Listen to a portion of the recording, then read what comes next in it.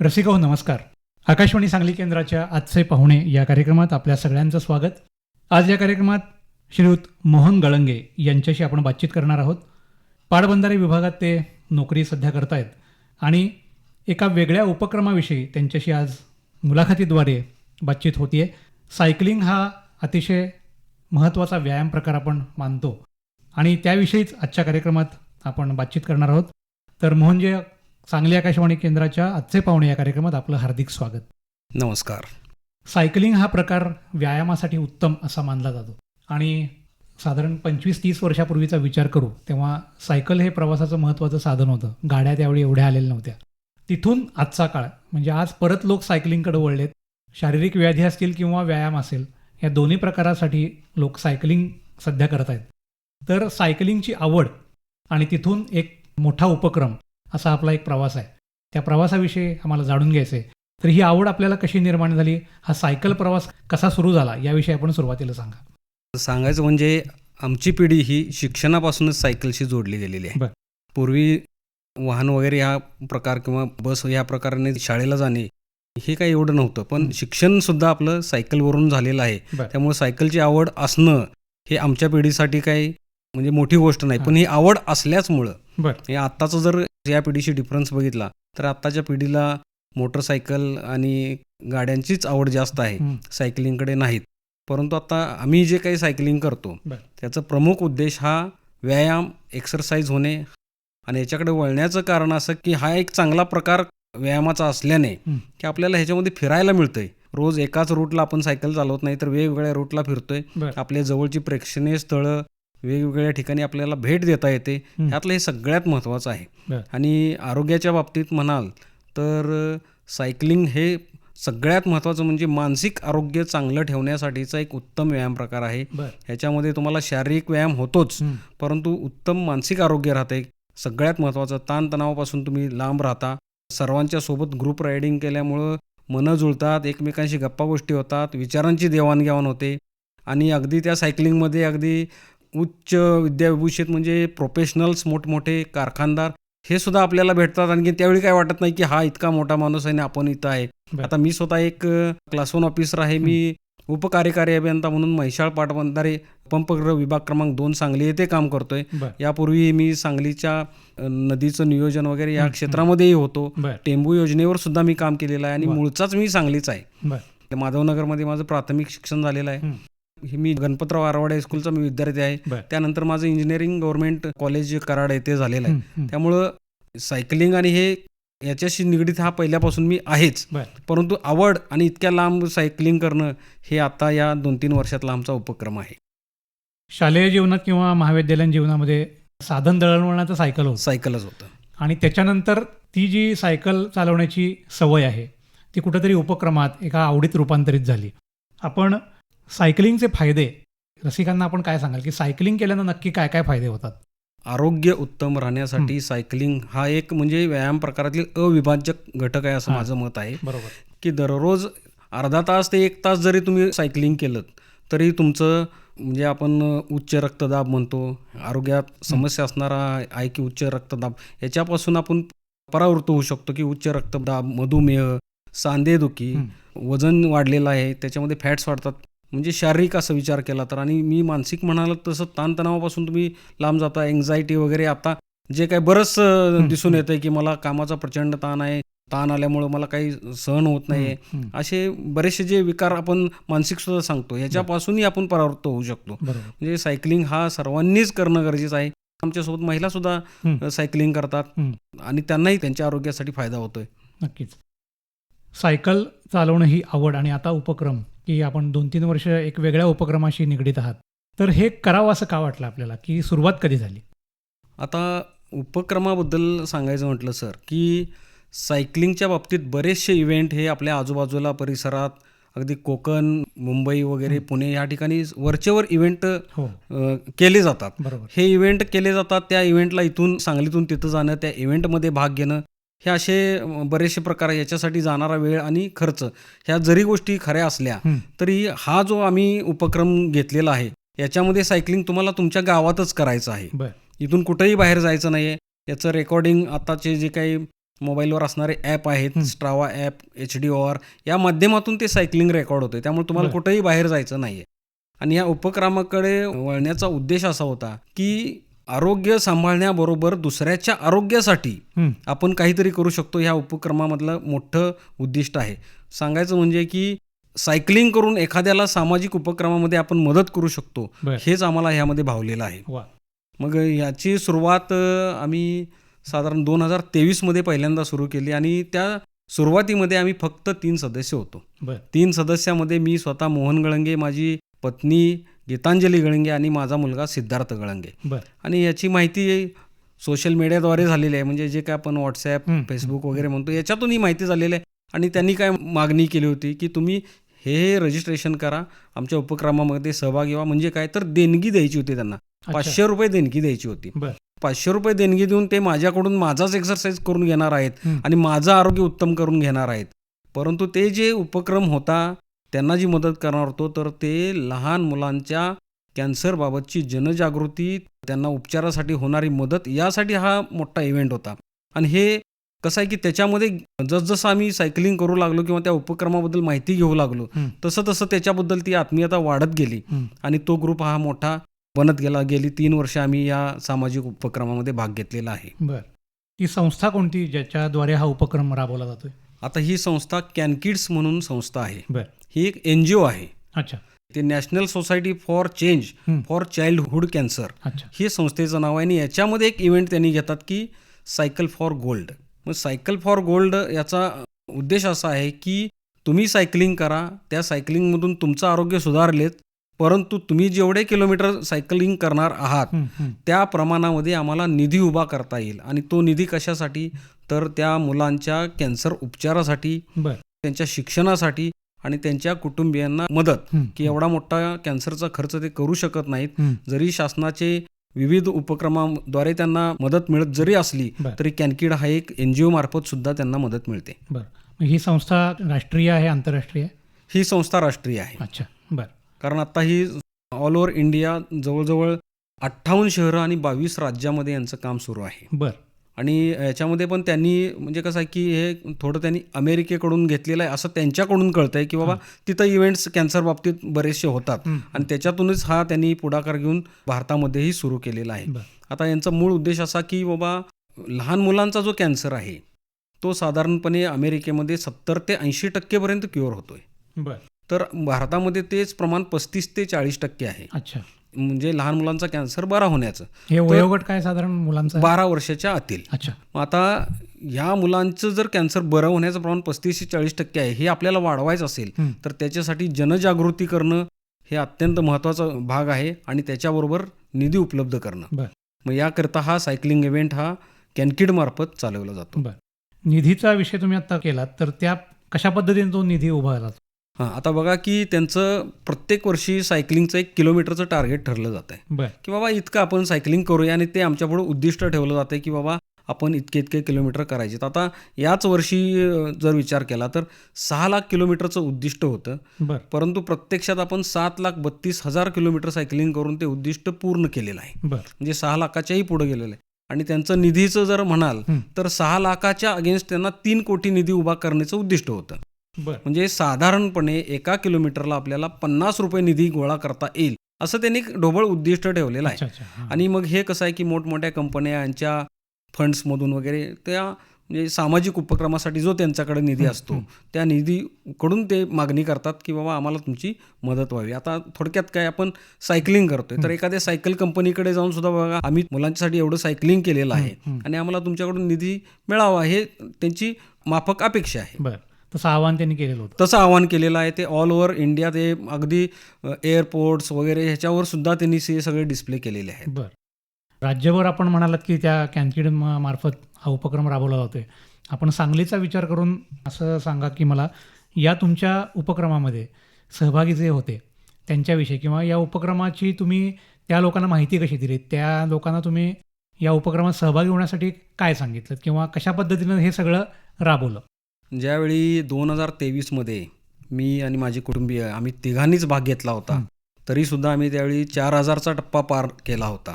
वर्षभराचं मग? 35 ते 40 दिवसाचा तो उपक्रम असतो. अच्छा, हां. त्याच्यामध्ये आम्ही तिघांनी मिळून 4-4.5 किलोमीटर पार केलं होतं. बरं.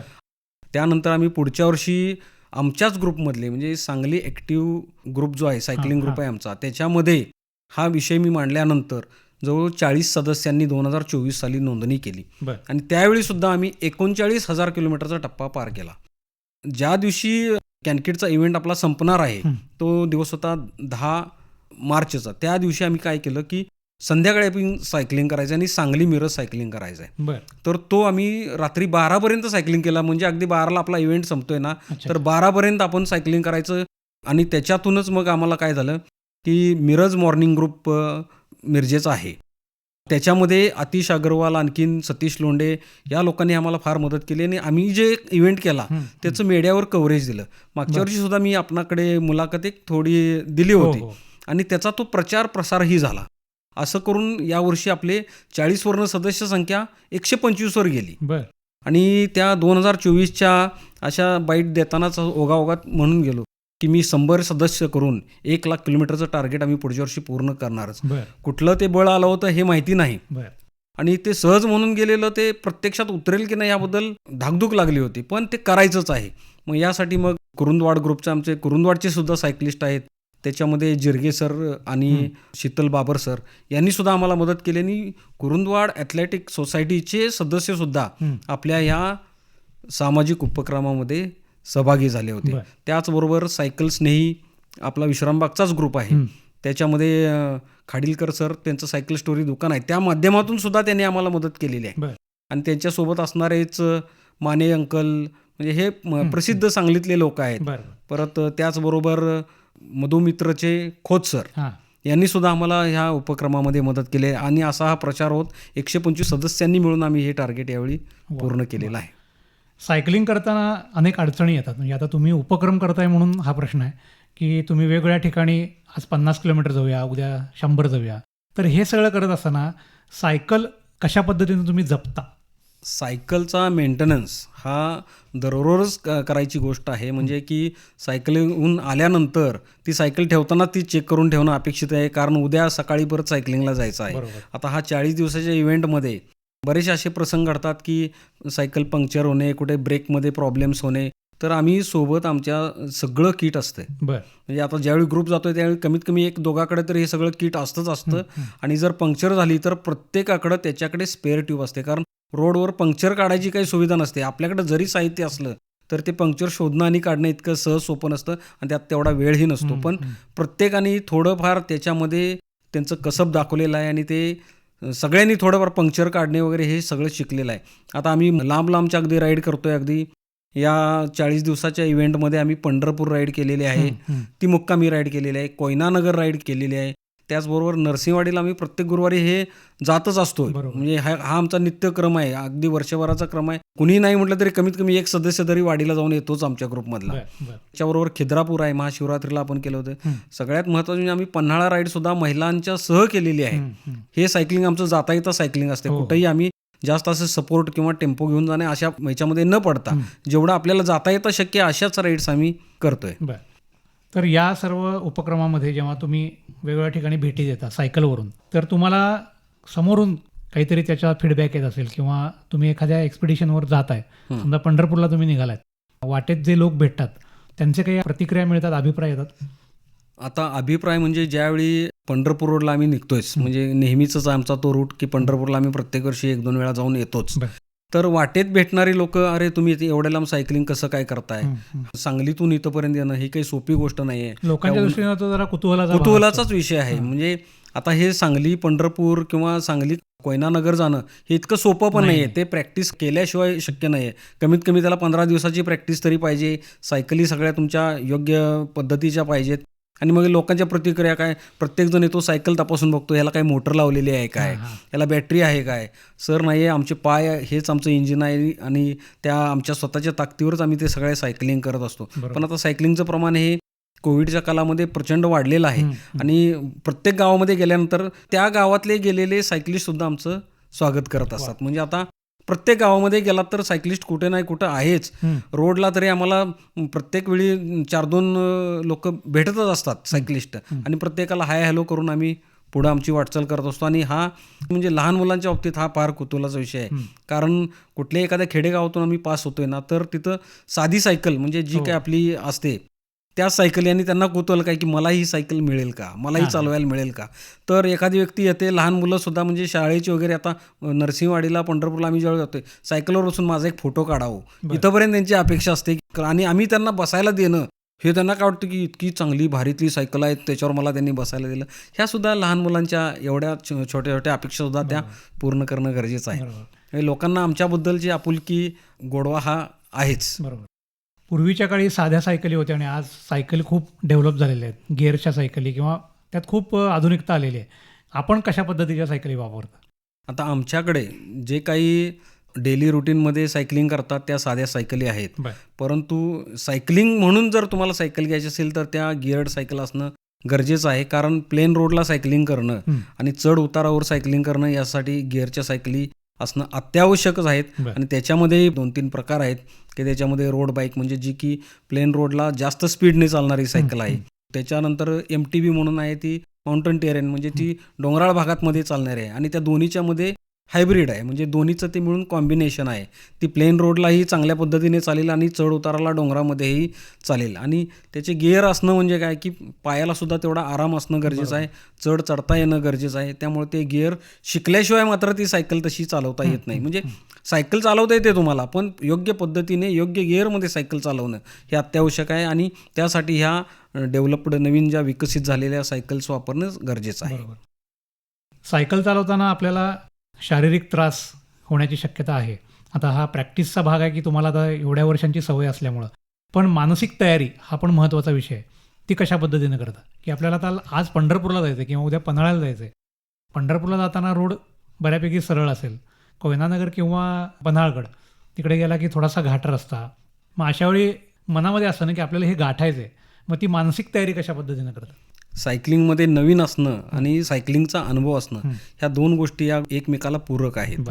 म्हणजेच काय की जर मी एकट्यानं पंढरपूरला जायचं म्हटलं तर तुम्हाला ते फार त्रासाचं आहे. आणि तेच मी ग्रुपमधून गेलो तर ते अगदी सोपं आहे. का तर एकमेकाला मानसिक आधार देत जाणं हेच सायकलिंग आहे. आणि सायकलिंग हा प्रकार ग्रुपचाच आहे, तो एकट्याने करायचा नाही असं माझं वैयक्तिक मत आहे. आणि ह्या ग्रुप सायकलिंगमध्ये कोणत्याही प्रकारे स्पीडचं तुम्हाला जबरदस्ती नाही आहे की या स्पीडनं गेलं पाहिजे. तर प्रत्येक रूटला मिळणारा जो स्पीड आहे तो कमी जास्तीच आहे, परंतु मानसिक बळ जे आहे ते एकमेकाला सहकार्याकडूनच मिळणार आहे. म्हणजे काय, जर त्याची तयारी म्हणाल तर तुम्ही 15 दिवस आधीपासून तयारी, पंढरपूरला जायचं ह्या नवीन मासासाठी तयारी 15 दिवसापूर्वी करावीच लागेल. कारण त्यानं एक आठवडाभर आधीमध्ये सायकलिंग करणं, एक 50 किलोमीटरची सायकलिंग कमीत कमी करणं गरजेचं आहे की बाबा माझी कॅपॅसिटी शारीरिक किती आहे. मानसिक बळ द्यायला तुमचे सहकारी तुम्हाला पुरेसे आहेत. कारण का, ग्रुपमध्ये गेल्यानंतर तो मागे राहिला ना, तो येईपर्यंत आपण थांबूया, हे त्याला जो मानसिक सपोर्ट मिळतोय त्याच्यातूनच तो डेव्हलप होत जातोय. कारण सायकलिंग हा खेळ प्रकार हा मानसिकच आहे शारीरिक क्षमतेपेक्षाही. शारीरिक ह्याच्यामध्ये तुम्हाला काहीतरी व्याधी वगैरे होणार, घाम वगैरे येतोय, स्किन इरिटेट होते, सीटवर बसता येणं शक्य होत नाही, अशा ह्या गोष्टी बऱ्याचशा घडत असतात. परंतु ते घडताना सुद्धा माझा मित्र माझ्यासोबत आहे म्हटलं की तुमची सायकल राईड पूर्ण होणार हे 100% खरं. एक आधार मिळतो. आणि आजपर्यंतचा आमचा अनुभव असा आहे की एकट्याने सायकलिंग करण्याचा आनंदापेक्षा 10 पटीने आनंद जास्त हा ग्रुप सायकलिंगमध्येच आहे. जे वैयक्तिक करतात ते रेसिंग वगैरे या प्रकारामध्ये येते. त्यामुळे ग्रुप राईड केलेले आहेत त्या 100% यशस्वी आहेत. म्हणजे मध्येच कुणीतरी इंज्युअर झाला आणि आता मी काही येणार नाही अशातलं काही प्रकार नाही. अच्छा, बरं. हा सायकलिंग प्रकार हा ग्रुपनेच करण्याचं गरजेचं आहे. आणि मानसिक म्हणाल तर तुम्हाला मानसिक आधार हा मित्राचाच मिळणार आहे, त्याच्यापेक्षा जास्त कुठल्याही प्रेरणेची गरज नाही. शारीरिक कष्टाबरोबर मानसिक स्वास्थ्य कसं या सायकलिंगद्वारे राखायचं हे आपण सांगितलं, पण आहाराविषयी आपण काय काळजी घेता या दरम्यान? म्हणजे एखादा एक्सपिडिशन असेल आता आहार, तर आहार म्हणाल तर तुम्हाला सायकलिंगमध्ये सारखं खावं लागतंय. म्हणजे एकाच वेळी जास्त खाणं हे काय अपेक्षित नाही, परंतु तुम्हाला प्रोटीनयुक्त आहार असणं अत्यंत गरजेचं आहे याच्यामध्ये. त्याच्यामध्ये कार्बोहायड्रेट्स सुद्धा तुम्हाला तितकेच गरजेचे आहेत. आमचं रुटीन असं आहे बघा की आम्ही सकाळी सायकलिंग लवकर सुरू करतो, म्हणजे अगदी 4 ते 5च्या दरम्यान आम्ही लॉंग राईड असेल तर लवकर इतक्या सुरू करतो. परंतु निघतानाच आम्ही जे काही ड्रायफ्रुट्स वगैरे आहेत ते खाऊन अधिक 1-2 केळी खाऊन आम्ही निघत असतोय. ह्याच्यामध्ये मग बाकी काही सुरुवातीला लागत नाही, परंतु सोबत मात्र मग हे ड्रायफ्रूटचे लाडू वगैरे हे काय सुकामेवा जो काय आहे हे आमच्या सोबत ठेवतोय आणि जिथं जिथं आम्हाला 20-1 किलोमीटरचा टप्पा मिळतोय, 25 किलोमीटरचा टप्पा मिळतोय, तिथं आम्ही काही नाही काही आमच्या सोबत असणारं हे आम्ही खात असतोय. आता याच्यामध्ये अगदी तूप, गुळ, चपातीसुद्धा आम्ही सोबत घेत असतोय. बरं. पेय म्हणाल तर त्याच्यामध्ये मग एनर्जायझर जे काही पेय असतात ते सुद्धा सोबत असणं गरजेचं असतं. बरं. दिवसभरामधल्या जेवढ्या काही तुमच्या कॅलरी बर्न झालेल्या आहेत, खर्ची पडलेल्या आहेत, त्या तुम्हाला काही प्रमाणात रिकवर कराव्या लागत असतात. त्यामुळं रात्रीचं जेवण हे तुम्हाला योग्य पद्धतीनं घ्यावंच लागतंय आणि योग्य म्हणजे पुरेशी झोप एक 8 तासाची तुम्हाला असणं अत्यंत आवश्यक आहे. म्हणजे विश्रांती आणि आहार ह्या दोन्ही गोष्टी तुम्हाला त्या मुक्कामाच्या ठिकाणी अत्यंत जरुरीच्या आहेत. नक्कीच. वेगवेगळ्या टप्प्यावर आपण जेव्हा सायकलिंग करता त्यावेळी तुम्ही असे किलोमीटरचे टप्पे ठरवून जाता, म्हणजे आता ह्या 20 किलोमीटरनं थांबायचं किंवा आपण जे अंतर गाठणार आहोत, समजा 300 किलोमीटर असेल, 200 किलोमीटर असेल, तर किती किलोमीटर झाल्यानंतर थांबायचं ह्याचं काही गणित तुम्ही आखलेलं आहे? सर्वसाधारणपणे की नाही आपल्या सोबत असणाऱ्या सहकार्या किती जाऊ शकतो त्याप्रमाणे आम्ही टप्पे आखलेले असतात. एखादा 50 किलोमीटर नॉनस्टॉप सुद्धा जाऊ शकतो, पण एखादा त्याच्यामध्ये कमकुवत असेल आणि त्याला प्रत्येक 10-20 किलोमीटरला ब्रेक घ्यायची सवय असेल तर त्यानं तो ब्रेक घेणं गरजेचं आहे. म्हणून एकाने कुणीतरी मागे थांबून, एक्सपर्ट पर्सन मागे थांबून त्याला तो ब्रेक घेऊ देणं हे गरजेचं आहे. पण त्याआधीच आम्ही 20-20 किलोमीटरचे, 25 किलोमीटरचे टप्पे हे ठरवूनच आम्ही केलेलं असते. कारण पुढे जाईल बाबा आपण या ठिकाणी नाश्त्यासाठी थांबणार आहे, या ठिकाणी आपण जेवणासाठी थांबणार आहे, हे टप्पे मात्र आधी ठरले असतात. बरं. या तुमच्या क्लबमध्ये जे 125 आत्ता तुमचे सदस्य आहेत, सुरुवातीला तुम्ही 3घच होतात, 3 वर्षामध्ये ही प्रगती झालेली आहे. महिलांची संख्या पण आहे. आमच्या आता सांगलीमध्ये आमच्या ग्रुपच्या महिला या फार ॲक्टिव्ह आहेत. ते नावाप्रमाणे सांगली ॲक्टिव्ह सायकलिंगप्रमाणेच महिला ह्या ॲक्टिव्ह आहेत. त्या आमच्या बरोबरीनं ह्या सगळ्या राईड्स म्हणजे ज्या काही मी तुम्हाला कोयनानगर, पंढरपूर, पन्हाळा ह्या राईड सांगितल्या, महिलांनी सुद्धा बरोबरीनं तेवढ्या सायकलिंग केलेल्या आहेत. आता हे कॅनकिडचा आमचा इव्हेंट आहे, याच्यामध्ये माझ्या पत्नीचा संपूर्ण भारतामध्ये प्रथम क्रमांक आहे. तिनं 3850 किलोमीटर सायकलिंग केलेलं आहे. अच्छा. म्हणजे महिलांचं योगदान म्हणाल तर फार मोठ्या प्रमाणात आहे. त्यामध्ये आमच्या डॉक्टर मंजुश्री फडके आहेत, शैलजा कुरकुटे म्हणून आहेत त्या आहेत, हरिपूरच्या माने मॅडम आहेत. ह्या सगळ्या महिलांनी आमच्या बरोबरीनं अगदी सायकलिंग केलेलं आहे. मग आमचं हे पण आव्हान आहे की मुलांनी सुद्धा सायकलिंग करण्यासाठी आमच्याकडे यावं, आमच्या ग्रुपमध्ये यावं. आमच्या ग्रुपमध्ये येणाऱ्या कुणालाही आम्ही नाही म्हटलेलं नाही. वेलकम आहे, कायमच वेलकम आहे.